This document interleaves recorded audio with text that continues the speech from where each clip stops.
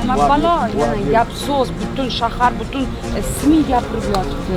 Kim nima qilmoqchi bu yerda? Bu hozir Sensiya Shavkatning xususiy tadbirkor, investitsiya kiritaman deb mana bu holatga olib kelgan. 23-yilda ya'ni o'ryapti, mana ham zabur bilan o'rab turib mahalla binosini buzyapti. Plashatkani ham biz tekshirdik. O'ng tarafida diski plashatka bo'lganmiz. O'rtada fontan bo'lgan. Bular o'rganyapti-da.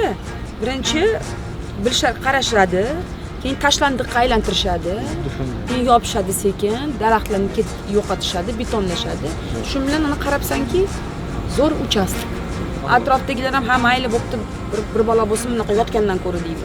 Shahar prokurori siz. Qarang bu masalalarga, kim qarayapsizlar qaramasalar. Bu nima deganga, bu jinoyat-ku bu. Kimdan norozi bo'ladi xalq? Bu hammasi bu atrofdagi nechta odam bu yerda yashaydi. Shavkatni o'z jinoyat ishi qo'zg'atildi. Biz xabar topganimizda. Mana endi qarang, men sizga shu topshiriqni berdim. Butun shaharda xatlov qilindi. Xalqqa qaytarib bering buni. Bu xalqniki-ku. Hech kim, hech qanaqa tanish bilish bo'lmasin. Следи за этим. Bularning orqasidan baribir ham qanaqadir kuchlar bor-da, yigitlar. Понимаешь? Prosto odamlar bu ishni qila olmaydi. Bu degan o'zidan ketgan blatnoylar bu ishni qiladi. Hozir aytganingizdek javobgar qilib, dokazachilar hamma zaborini oldirib tashlaymiz. Tekislab betga detskiy plashatkani vasalomit qilib, odamlarga joyini qaytarib beramiz.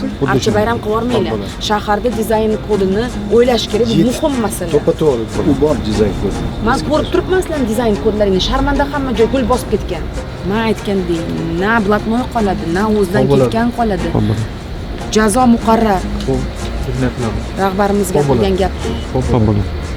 Hamma teng, понятно? Sizlar qarab yuringlar. Bo'ptimi? Sizga ishonyaman. Siz ham o'zingizni ko'rsating. Siz ehtiyot bo'ling, dizayn kodu и так далее. Hokimga yetkazing. Mana sharmanda qilmasin.